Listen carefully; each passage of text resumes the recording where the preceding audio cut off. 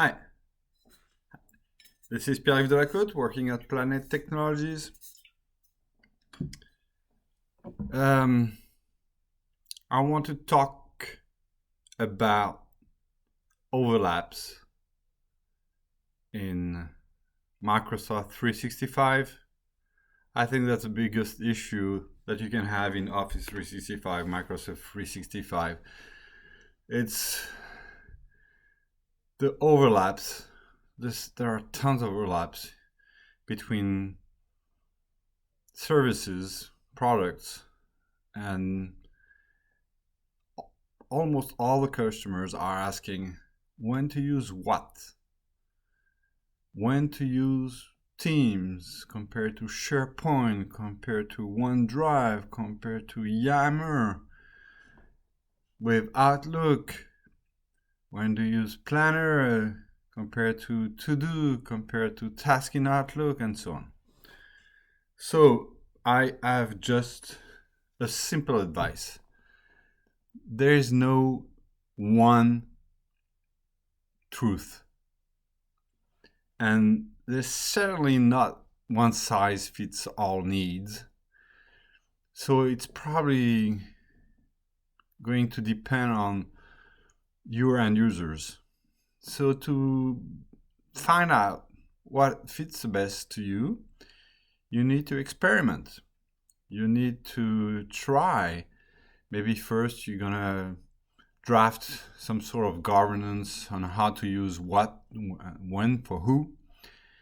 And you will fine tune, and probably you're going to deploy Teams for collaboration, and people won't really buy it, either because they didn't understand the benefits or because they feel disrupted, um, or because maybe you didn't do a good job in terms of training. They will not understand what's the use of Teams, so they might use Outlook still.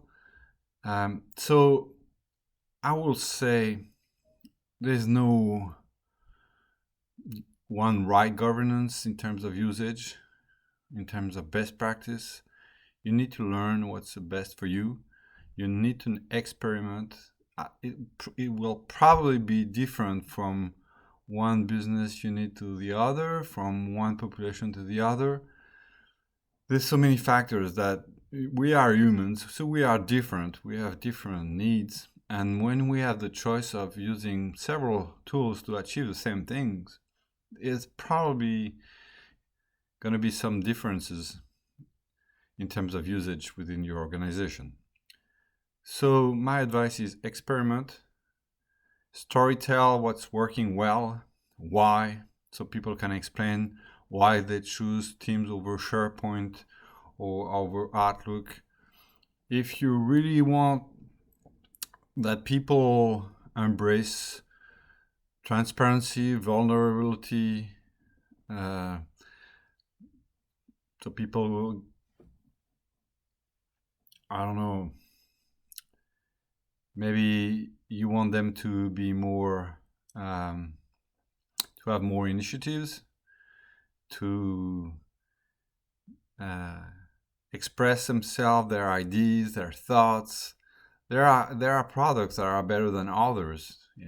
So you might want to explain that with this kind of change in behaviors, the best way to achieve it with products is to use either Teams or Yammer if you have Yammer, rather than Outlook, obviously.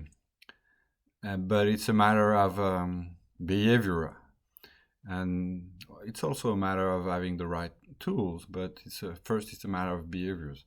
So you need to convince people that it's good for them. It might not be good for everybody. So you need to lead by example, and leading by example it means that you take some risk. So you try maybe to use a set of tools to push your ideas of how do you do the business differently, and then you'll see the results, and you can adjust to your strategy depending on how people are reacting. So there's no one size fits all. I've been working for hundreds of customers, and they don't have the same strategy, but they don't have the same results. And I can guarantee that not all the end users are using the product the same way and the same product. Some are more comfortable with sharing their OneDrive because they have control on the information. Others are more willing to respect some guidelines and are using SharePoint and follow some rules that you designed for them.